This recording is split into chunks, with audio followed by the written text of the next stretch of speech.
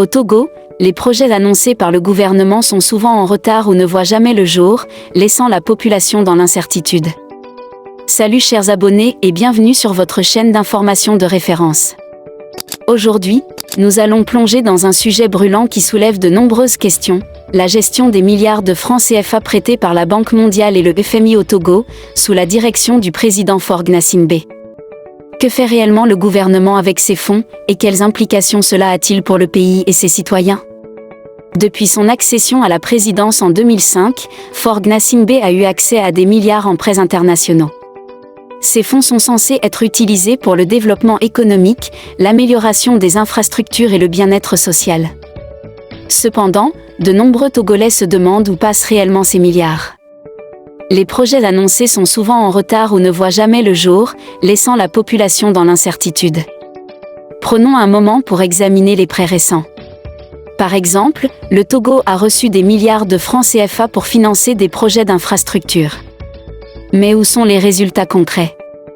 Les routes sont souvent en mauvais état, les écoles manquent de ressources, et la santé publique laisse à désirer. Les Togolais ont le droit de savoir comment ces fonds sont gérés et si leur utilisation est transparente. Et que dire des allégations de détournement de fonds ? Des voix s'élèvent pour dénoncer des pratiques douteuses au sein du gouvernement.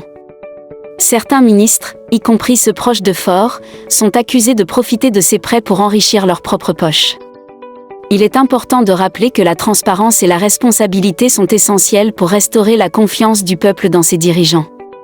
Parlons également de la coopération internationale.